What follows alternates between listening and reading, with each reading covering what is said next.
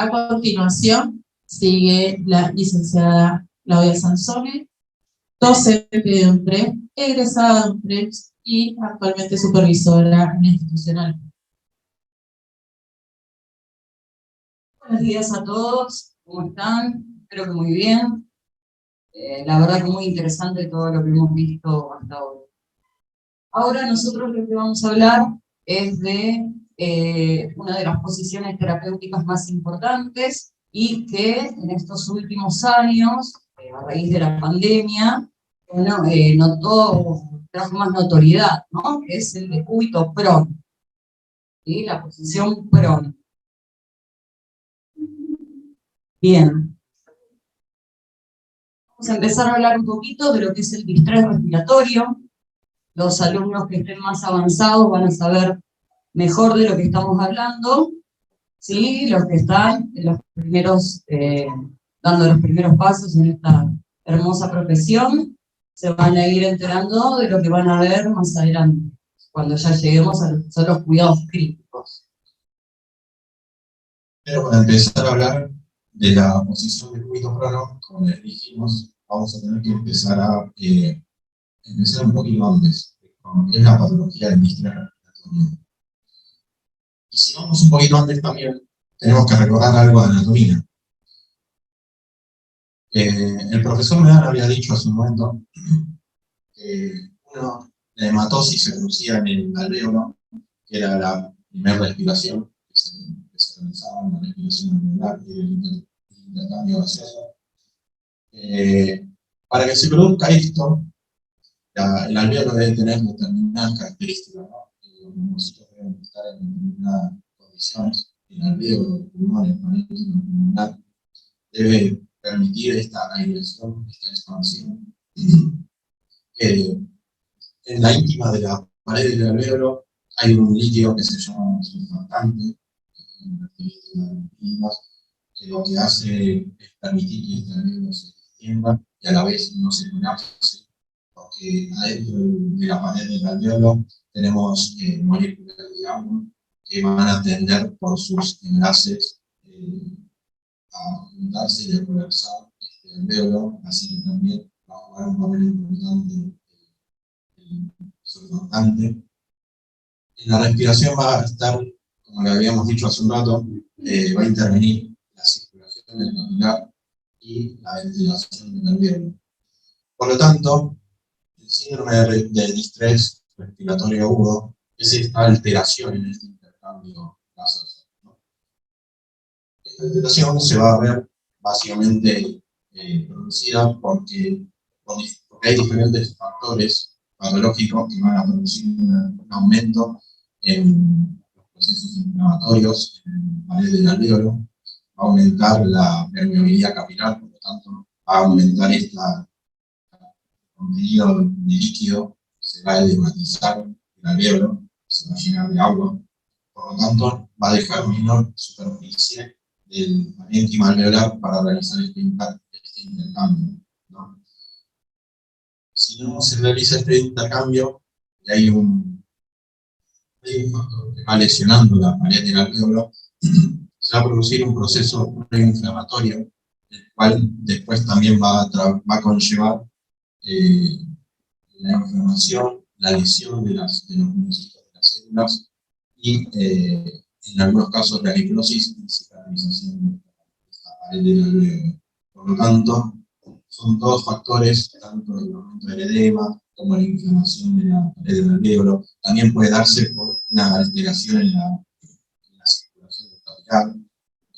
Son dos factores que van a ir jugando un papel e impedir que se realice esta hematosis. Básicamente, el síndrome de distrés respiratorio agudo está dado por esta activación de las células leucocitarias. Esto va a producir un aumento de la permeabilidad vascular, por lo tanto va a haber un edema pulmonar y nos va a conllevar a estos síntomas de disnea, de tiraje intercostal, de taquipnea, de desaturación. Se van a de acuerdo al contenido que va a tener este pulmón, se va a escuchar determinados vocales, determinados sonidos respiratorios, sea moco, agua, bronquios, etc. También se van a producir citoquinas, va a haber muerte amilosa celular, por lo tanto va a haber pérdida de integridad de la membrana, ¿no? Va a haber menos células capaces de realizar este intercambio de procesos. Recordemos que, como les venimos diciendo hace varios minutos, este intercambio gaseoso va a estar dado por la ventilación del alveolo y la circulación del capilar. A esa relación entre ventilación y circulación se la llama relación DU, que sería la relación de la ventilación del alveolo y la circulación del capilar. Esta relación a nosotros nos va a permitir realizar la glucosis. Por lo tanto, si hay una alteración en este DU, vamos a tener nuevamente estos síntomas de actividad también centrales. Y por lo tanto,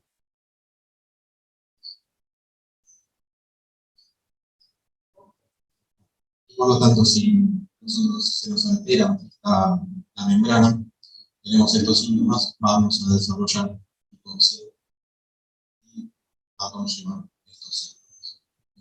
Acá les pusimos una imagen de una persona con un síndrome de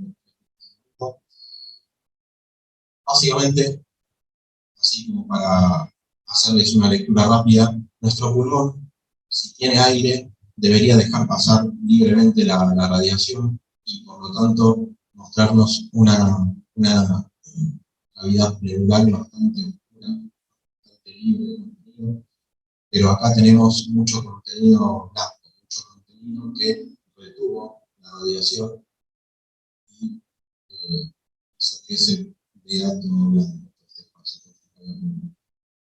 Y acá en las bases tenemos un poco de líquido, sería el signo de que se está produciendo por este.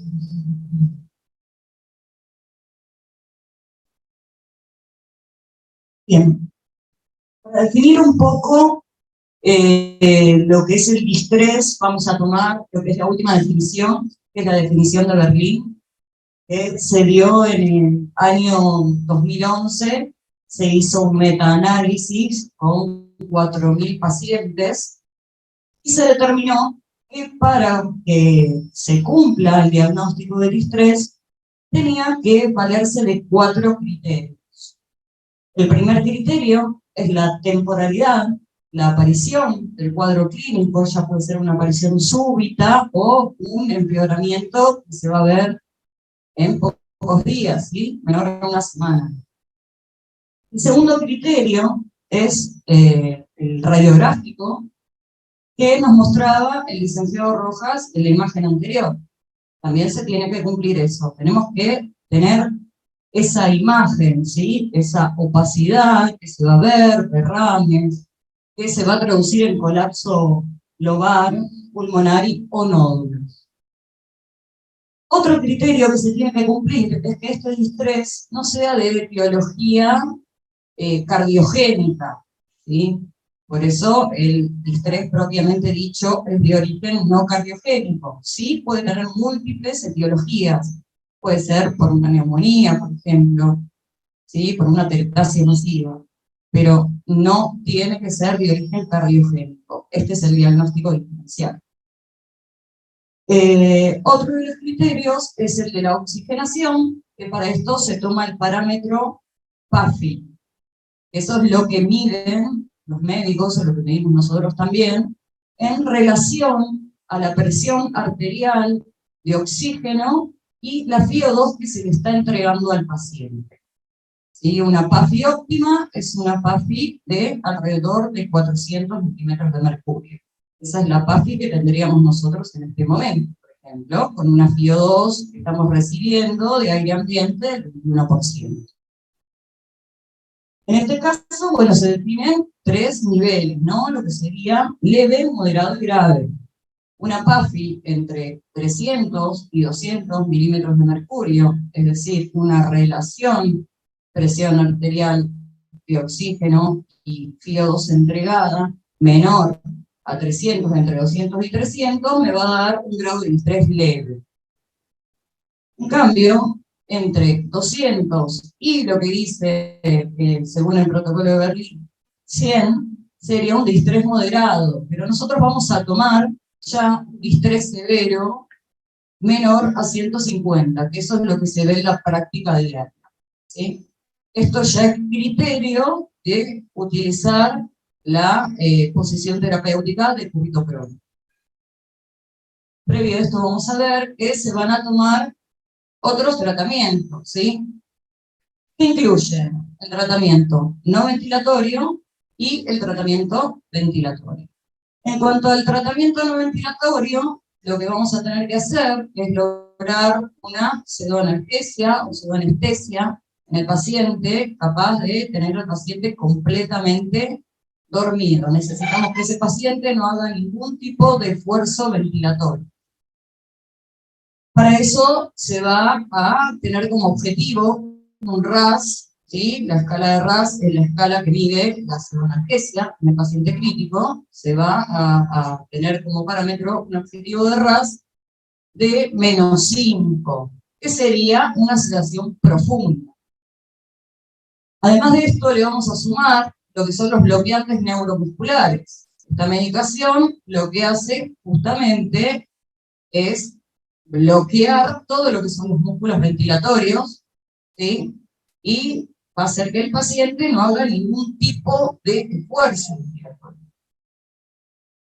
Y también, por supuesto, se debe tratar la causa subyacente, ya sea la causa de la neumonía, la atelectasia o la etiología del distrés. Lo que vimos, por ejemplo, en pandemia, es que los pacientes con COVID grave llegaban al grado de distrés, ¿sí? Y el tratamiento que se les daba era tratamiento con corticoides, además de que, bueno, al principio hubo variados tratamientos, ¿no? Con diferentes medicamentos, todo de prueba, pero el medicamento, digamos, que demostraba los mejores efectos eran los corticoides, la dexametasona. Pero son casos particulares. Los corticoides no se dan en otros casos de distrés.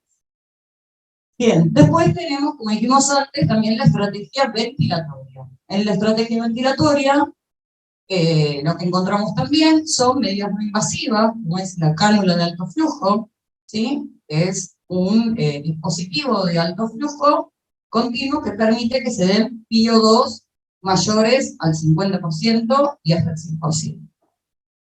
Otro de los dispositivos que encontramos es la ventilación no invasiva, ¿sí? Que también es un tipo de ventilación que no necesitamos tener al paciente ni con pseudoanalgesia ni con la vía aérea instrumentada. Y la oxigenoterapia de alto flujo. Después ya pasamos a lo que es ventilación mecánica invasiva, ¿sí? Ahí ya tenemos el requerimiento de este paciente que tiene que estar pseudoanalgesiado con bloqueantes neuromusculares, ¿sí? Vamos a hacer lo que es una ventilación protectiva, que esto incluye bajos BT, PIP adecuada, ¿sí? Presión expiratoria al final de la expiración, presión positiva al final de la expiración, tiene que ser adecuada para ese paciente, con el objetivo de tratar de reclutar esos alvéolos que no están oxigenando, ¿sí? Y de mantenerlos abiertos. Con la menor PiO2 posible, porque como todos sabemos, el oxígeno también es tóxico, es una droga. Bajo este, y por último, el decúbito prono, con PAFIS menor a 150, y en lo que es el pronovigil, porque ahora vamos a ver que también se implementó lo que es el pronovigil, con PAFIS menor a 200, ya es indicación de prono. Bien. Para definir lo que es el decúbito prono, vamos a decir que es una posición terapéutica que se usa para mejorar la ventilación alveolar de la región posterior de los pulmones. ¿Qué pasa? Cuando tenemos un paciente en decúbito supino, por gravedad va a haber regiones, ¿sí?, posteriores que no van a estar ventiladas. Entonces nosotros tenemos que tratar de llegar a la ventilación de todas esas partes que no van a estar ventiladas del momento.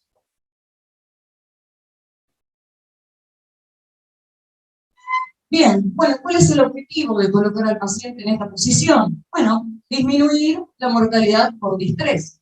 ¿Sí? Está comprobado ya desde la década del 70, que ya se está probando con este tipo de ventilación y trae buenos resultados. Bueno, claramente tiene mayor notoriedad a partir de la pandemia, pero esto se venía usando, no se veía tanto.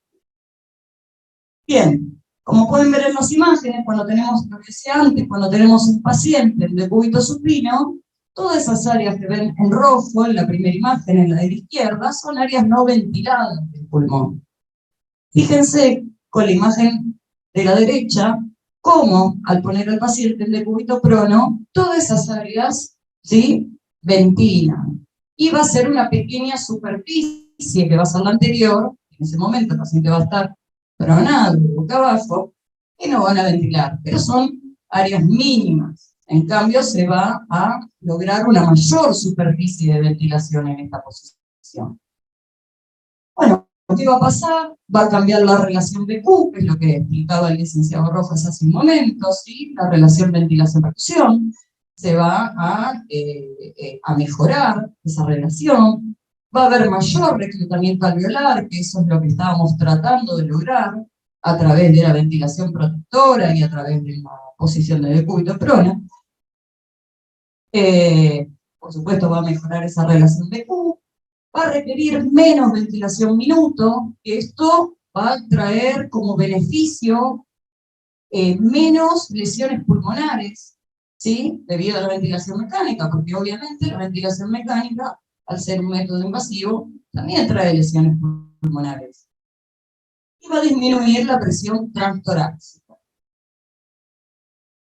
Bien, acá lo que vemos en las imágenes es el pronovigil. ¿Sí? Esto se veía mucho ahora en pandemia con pacientes que estaban con un distrés leve o próximos al distrés leve y no podían lograr una buena ventilación en otras posiciones.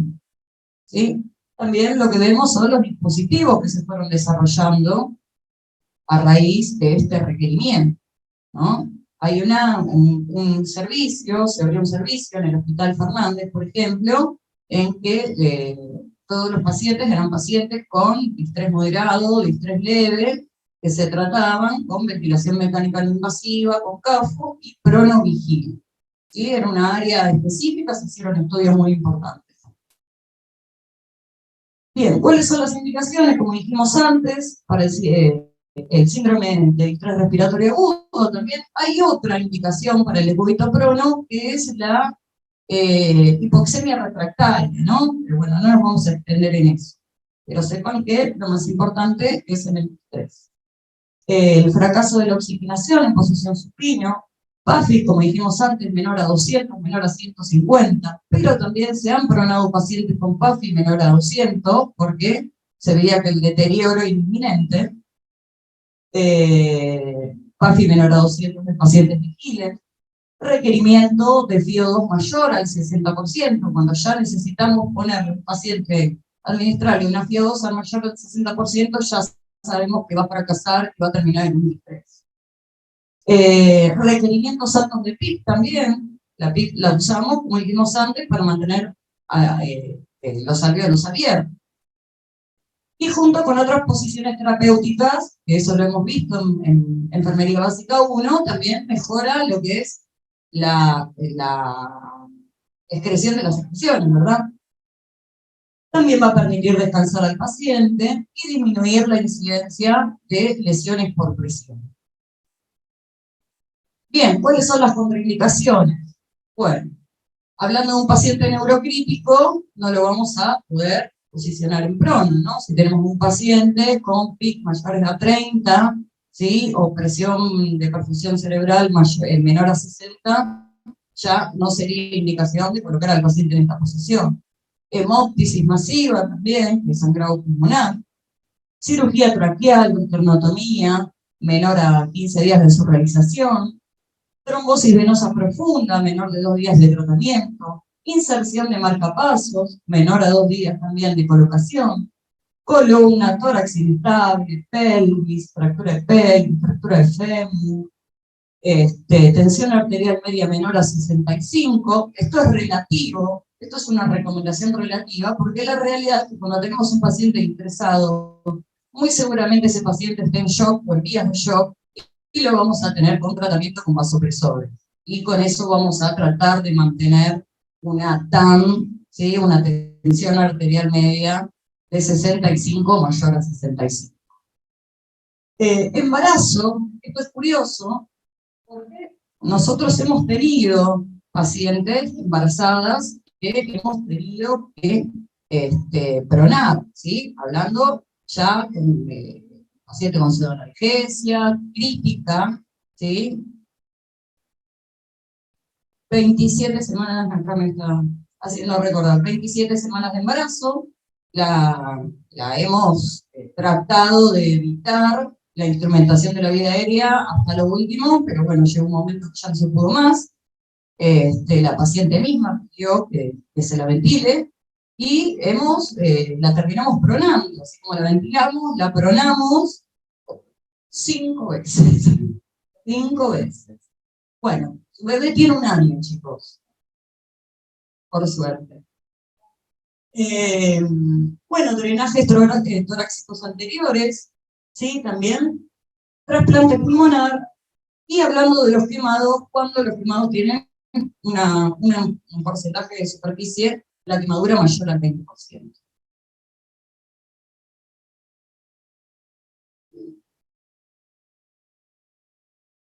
Bueno, cuidados de enfermería, vamos a hablar de los cuidados de enfermería para adoptar la posición del pronovigil. Antes, ¿no? ¿Qué vamos a hacer? Como siempre, vamos a explicarle al sujeto de atención a la familia la necesidad y por qué de esa posición. Necesitamos que el paciente se coloque en esa posición. Vamos a explicar al paciente las rotaciones que puede hacer, ¿sí? Los cambios de presión en los puntos de apoyo que puede hacer durante el tiempo en que esté en esa posición. Vamos a valorar la posición de los dispositivos invasivos que tenga el paciente para evitar desplazamientos, por ejemplo, ¿sí? Los accesos venosos. Vamos a comunicar sobre los juegos de la piel y los puntos de apoyo, a mantener al alcance algún tipo de elemento que le ayude a distraerse, el celular, música, o algo por el estilo, dejar al alcance el llamador, por supuesto, y acondicionar la unidad del paciente para su comodidad y de la familia. Cuando hablamos del paciente crítico ya cambia un poco la cosa. Acá vamos a tener que organizarnos un poquito más. Ya van a intervenir más operadores, según la institución, según el protocolo que tengan, puede ser 3, puede ser 4, puede ser 5, o como nos pasó en pandemia, que teníamos pacientes con obesidad mórbida, ya éramos mucho más, hemos llegado a ser hasta 7 para los pacientes. ¿Sí? Vamos a organizar los roles, generalmente el médico o el kinesiólogo respiratorio va a ser el que va a estar encargado, se va a ubicar en la cabecera de la cámara, va a ser el que va a estar encargado de la vía aérea, de proteger la vía aérea. Vamos a preoxigenar al paciente con FiO2 al 1% o al 100, ¿sí? Vamos a suspender la nutrición enteral en lo posible 1 hora antes y la pronación no es de urgencia. Vamos a valorar, como dijimos antes, el RAS, ¿sí? Necesitamos que ese paciente esté absolutamente dormido, necesitamos un objetivo de RAS de 5. Vamos a regular la sedación en función al RAS objetivo. Vamos a valorar la posición de los dispositivos invasivos. Esta vez tengamos en cuenta que este paciente va a tener más dispositivos invasivos, ¿sí? Seguramente va a tener una línea arterial, tenemos que proteger esa línea arterial. Vamos a aprovechar y antes de pronar al paciente vamos a hacer todos los cuidados, ¿no? Vamos a hacer el higiene bucal, vamos a cambiar la fijación del tubo, ¿sí? En el caso de que sea un paciente con traqueostomía, lo mismo, vamos a valorar lo que es la fijación de la traqueostomía, vamos a hacer el higiene bucal del paciente, vamos a fijarnos que todos los dispositivos estén bien fijados, ¿sí? Los accesos venosos centrales, las sondas vesicales, ¿sí? O los drenajes, en caso de que el paciente tenga drenaje, vamos a plantear ese drenaje. Recuerden que el drenaje no lo podemos subir más arriba del paciente, ¿sí? bajo ningún punto de vista vamos a fijar la sonda nasogástrica o la sonda K108 al tubo, como veo que muchas veces lo hacen. ¿Por qué? Se desplaza esa sonda, vuela al tubo, se tuba al paciente. ¿Sí? Así que eso absolutamente no. Vamos a valorar la necesidad de curación, como dijimos, proteger puntos de apoyo, que en muchos lugares ponen a modo preventivo parches de Eudoder, se puede colocar también vaselina en los puntos de apoyo. También lo que es muy importante es pensar en el después, porque ¿qué pasa? Yo que trabajo en rehabilitación, por ejemplo, también, sé que el después del paciente que estuvo en decúbito prono va a tener bastantes consecuencias, como ser la luxación del plexo braquial, por ejemplo. Quedan los pacientes con un dolor muy importante en alguno de sus miembros superiores, y esa lesión después cuesta recuperar. Lo mismo que el pie equino, ¿sí? Tenemos que tener cuidado, por eso vamos a ver después que vamos a colocar una almohada debajo de las rodillas para que el pie quede a 90 y evitar que el pie se caiga, se vuelva el equino, ¿sí? Recordemos que después viene la polineuropatía del paciente equino. Bien, y tomar medidas de prevención para las lesiones. Bueno, la técnica para la posición, acá habíamos puesto un videito, ¿sí? Donde se va a describir bien cómo se hace.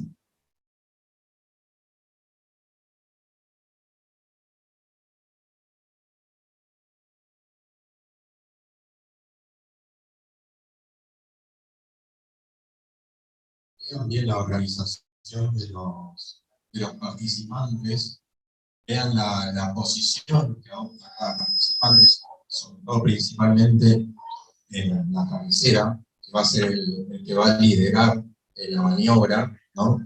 La idea es que todos trabajen como un único equipo, cuyo objetivo es el ubicar en esta posición prono, de cúbito prono, a la persona.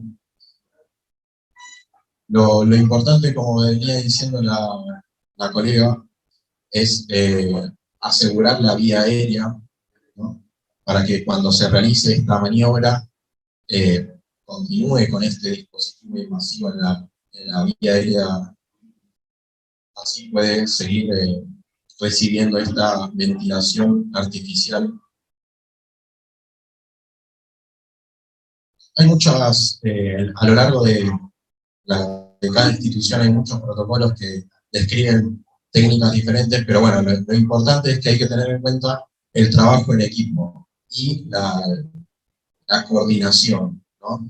Uno tiene un determinado rol y a lo largo del procedimiento uno tiene que abocarse a su rol, pero también tiene que estar consciente de que uno participa con otros profesionales para realizar esta técnica. Algunos se ocupan de lo que es, como por ejemplo el líder del equipo, asegurar la vía aérea y dirigir la maniobra, es decir, cuándo hacer tal movimiento y cuál otro. Otros se encargan de cuidar los dispositivos invasivos, ya sea un acceso de brazo central, ya sea un acceso arterial, un drenaje. Hay que ubicar los distintos dispositivos que había nombrado la licenciada, los cuales van a tener objetivos terapéuticos de evitar lesiones o mejorar el drenaje de las situaciones.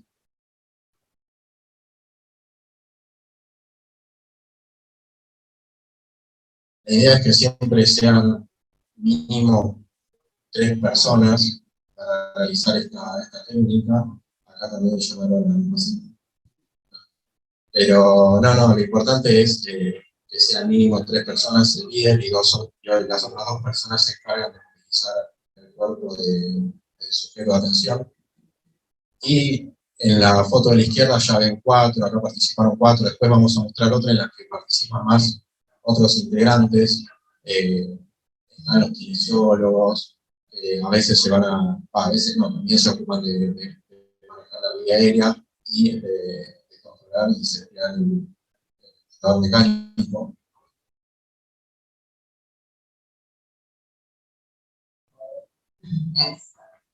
Bien, Esta diapositiva me pareció interesante ponerla porque fue nuestra única experiencia que tuvimos en la clínica de rehabilitación con una paciente post-COVID que se dispersó por una neumonía, ¿sí? Una paciente con obesidad mórbida, y tuvimos que llegar a pronarla. Cuestión que toda la fantasía dice, no, pero eso es del agudo, no es de lo que es un tercer nivel. Bueno, nosotros tuvimos que pronarla, no éramos pocos los que teníamos experiencia en esta técnica, porque éramos pocos los que trabajábamos en agudo y que estábamos haciendo estos procedimientos diariamente. Así que fue todo algo nuevo para nosotros, tuvimos la suerte de que participó todo el equipo multidisciplinario. Acá vamos a ver al fisiatra, a los médicos, también supervisores, kinesiólogos respiratorios, y también estaban las terapistas ocupacionales, que esa fue la parte interesante, porque ellas fueron las que hicieron los dispositivos para evitar las lesiones de la paciente. La paciente no tuvo una sola lesión por presión. Así que fue realmente un trabajo en equipo, un trabajo multidisciplinario. Bien. Bueno, los cuidados de enfermería durante el procedimiento, como dijo el licenciado Rojas, es respetar los roles, garantizar la permeabilidad de la vía aérea, realizar los movimientos según se indique, todo organizado, proteger los dispositivos invasivos, monitorear, ¿sí? Porque va a haber cambios hemodinámicos al momento en que nosotros pronemos al paciente, ¿sí? Generalmente el paciente se va a hipotensar, vamos a tener que regular los vasopresores en función al estado hemodinámico del paciente. Bien. Y los cuidados de la posición terapéutica, digamos, los cuidados post, ¿verdad? Vamos a condicionar la unidad para la